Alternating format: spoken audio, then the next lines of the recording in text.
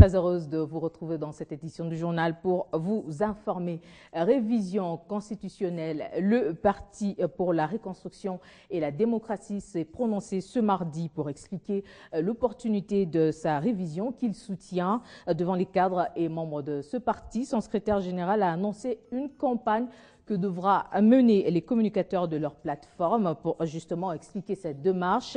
Le parti phare de la majorité présidentielle a aussi rassuré que tout acte posé devra respecter les dispositions constitutionnelles. Le respect de la Constitution de la République démocratique du Congo signifie notamment le respect de sa procédure de révision.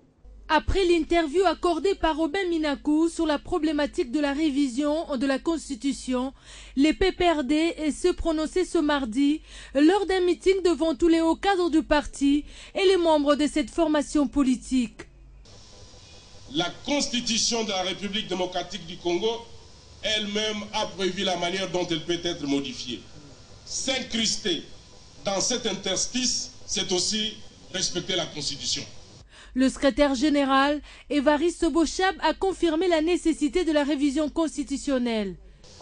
En ce qui concerne la révision constitutionnelle, le PPRD réaffirme sa position constante, selon laquelle, lorsque le peuple vous confie un mandat pendant une période déterminée, c'est pour que vous puissiez procéder également aux réformes institutionnelles nécessaires qui procurent le bien-être à la population. Face à l'argument avancé par l'opposition, le PPRD promet des rencontres à la base pour une campagne d'information. Nous décrétons la mobilisation générale. C'est un mot d'ordre, le général d'armée a parlé, nous allons exécuter sur le terrain. En tant que militant du PPRD, je ne peux qu'être sur le terrain pour convaincre mes compatriotes. Les actions entamées par les membres de la majorité présidentielle visent le respect des règles démocratiques. Cela s'atteste par l'argumentaire du référendum qui devra faire participer les souverains primaires aux choix nécessaires pour un avenir meilleur de la République démocratique du Congo. Processus électoral, on en parle encore. L'Union des églises indépendantes du Congo s'engage à travailler main dans la main avec la CENI dans le programme d'éducation civique et électorale. Simon Nzinga, qui patronne cette confession religieuse, a annoncé cette décision dimanche dernier lors d'une célébration à l'église communautaire du Saint-Esprit de Kintambo. Suivez.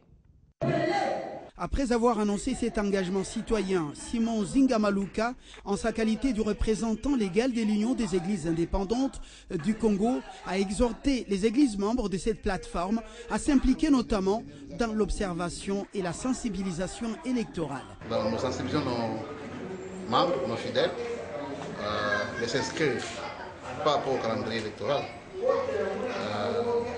C'est pour notre bien.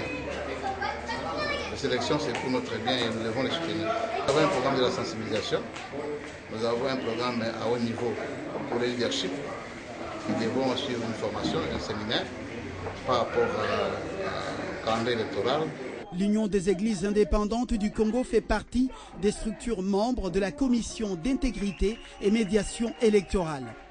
Il y a quelques semaines, la nouvelle société civile de la RDC avait aussi pris l'engagement d'accompagner la CENI dans l'éducation civique et électorale avec une particularité, 50 observateurs long terme choisis à la base.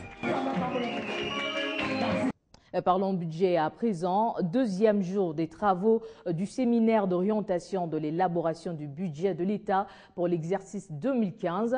Ce mardi, les participants repartis en atelier dans 2 sites ont débattu sur 13 thématiques retenues. Débuté lundi, l'objectif est d'impliquer tous les segments de la vie nationale à l'élaboration de la loi financière de 2015.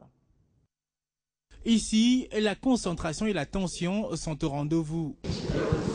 Les échanges portent sur 13 thématiques axées sur, entre autres, la santé, l'éducation primaire, secondaire et professionnelle, le développement rural, l'énergie, la police, le transport, ainsi que le service de renseignement.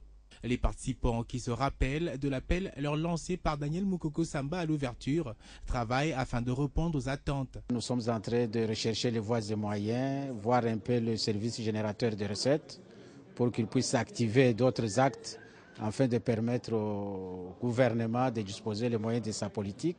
L'insuffisance de la desserte en eau et en électricité pour l'ensemble de la population congolaise. Jusque-là, nous sommes encore en train de travailler. C'est à la fin que nous pouvons voir qu'est-ce que nous avons retenu comme solution. L'apport de chaque composante devra enrichir le document à présenter sous forme d'un rapport final à la clôture. Nous avons réparti les 13 secteurs. Les uns sont au Sultani, 5 groupes et 7 groupes sont à Venus. Et donc chaque groupe est en train de discuter par rapport à la politique qui est proposée dans la PBAG. Avant la fin des travaux, 2 exposés sont prévus et si l'un porte sur les innovations de la loi des finances, l'autre sur la programmation budgétaire de l'action du gouvernement.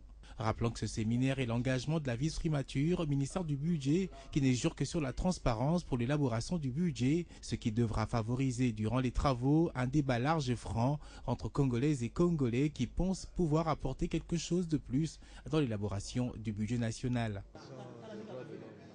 Écho des provinces, au Bandundu, les travaux d'asphaltage de la route nationale numéro 1 dans son tronçon compris entre le village Bachamba et Pont-Louangué dans cette province se poursuivent normalement. Et pour se rendre compte, le gouverneur Jean Kamisendou a fait le déplacement de Bachamba afin d'inspecter les travaux entrepris. Déjà, le week-end dernier, le chef de l'exécutif provincial a inspecté les travaux effectués dans le territoire de Gungu. Ces travaux ont été lancés officiellement il y a 3 mois par le ministre des ITPR, Fridolin Kaswechi. Depuis, l'asphaltage de cette route de grande portée se poursuit sur son tronçon compris entre Bachamba et les ponts Louangué. Une fois terminé, c'est le sud et l'ouest de la République démocratique du Congo qui seront réunis par voie routière. Il faut donc que nous puissions assurer le contrôle. Il ne suffit pas de lancer les travaux et s'éteindre et s'asseoir. Il faut que nous, on soit en mesure d'assurer le suivi pour vérifier si les travaux sont effectivement en marche. La nationale numéro 1 commence à Banana dans la province du Bas-Congo et se termine à Kasumbalesa au Katanga. Son extrême importance réside dans ce qu'elle traverse 4 provinces, le Bas-Congo, le Bandundu, les 2 Kassai et les Katanga. Ce n'est pas suffisant pour pouvoir évaluer, mais le peu que j'ai pu voir, il y a du travail qui est fait et je pense qu'on peut faire confiance à nos partenaires, à nos amis qui ont gagné le marché et qui apparemment s'y prennent bien. Mais c'est aussi notre devoir de vérifier si le personnel et le matériel qui se trouvent ici se trouvent bel et bien en sécurité. Toutefois, son importance n'y a rien fait. La route est moins exploitée, 40% seulement sont bitumés. Jean Kamisendou, qui a personnellement inspecté les travaux, déclare que le gouvernement central compte macadamiser toute la nationale numéro 1 avec l'aide, bien évidemment, de l'entreprise Arabe Contractor. On s'envole cette fois pour le Nord Kivu où une forte délégation des députés provinciaux de cette province est en tournée dans sa partie nord. Ces élus, avec à leur tête le député Jules Akizumwami, président de l'Assemblée provinciale, ont échangé ce mardi avec la population de Butembo après celle de la ville et territoire de Benilundi. Au menu, la vulgarisation des activités parlementaires de l'Assemblée provinciale du Nord Kivu, mais aussi encourager les FARDC engagés dans les opérations militaires contre les ADF Nalu. Martial Bendelo. 18 députés provinciaux, dont les membres du bureau et 15 présidents des groupes parlementaires au sein de l'organe délibérant du Nord Kivu, en ville de Butembo, c'est la salle de conférence d'objet de Butembo qui a servi de cadre pour ces échanges, au cours desquels le président de l'Assemblée provinciale du Nord Kivu a retracé quelques réalisations de son organe relatives à sa mission. Parmi ces réalisations, l'élaboration des audits et le contrôle parlementaire. L'honorable Jules Akizumwami profitait pour appeler la mission d'un député provincial. S'en est suivi le jeu de questions-réponses entre la population et leurs élus. Revenant sur le phénomène kidnapping devenu récurrent en ville de Butembo, le président de l'Assemblée provinciale du Nord Kivu a fermement condamné cette pratique orchestrée, selon lui, par les fils du terroir en quête de l'argent, tout en appelant la population à plus de vigilance en vue de contribuer aussi à la sécurité de la ville. La veille, la même délégation a séjourné en ville et territoire de Béni. Outre les échanges avec la population de Béniville, les députés provinciaux du Nord Kivu ont tenu un meeting populaire en cité d'Ouissa, chef du territoire de Béni. possession de compatir avec ses habitants victimes des enlèvements, tueries et autres exactions perpétrées par les ADF Nalou, aujourd'hui anéantis par les forces armées de la République démocratique du Congo. Maintenant que la paix revient dans ce territoire, les députés provinciaux appellent la population à trouver la vigilance en dénonçant tout cas suspect en vue de consolider cette paix clairement acquise. Marcel Bendelo, Butembo, Télé 50. C'est ce mercredi qu'aura lieu l'audience de Diomindo Ngala, leader du parti Démocratie chrétienne, condamné en mars dernier à 10 ans de prison pour viol sur mineurs. Après le pénal, les deux victimes du leader du PDC ont décidé d'intenter une procédure au civil en demandant des dommages et intérêts. 20 millions de dollars américains, c'est la somme exigée à l'opposant congolais en raison de 10 millions de dollars pour chacune, démarche que certains proches de l'opposant considèrent de farfelue. De la culture, le calme est finalement revenu à la Sokoda avec l'intervention de l'autorité de tutelle après multiples revendications des artistes. Paulin Mukendi est choisi comme nouveau président de la Société congolaise des droits d'auteur et droits voisins en remplacement de Jacques Mondonga, accusé de mégestion et malversation. L'annonce a été faite ce mardi au cours d'une réunion extraordinaire tenue à huis clos au siège même de cette institution. Pour maintenir le bon fonctionnement de toutes les branches de son ministère, Banza Mukalaï vient de jouer aux sapeurs-pompiers en éteignant le feu qui brûlait dans la case Sokoda. Parce qu'il y a de l'agitation.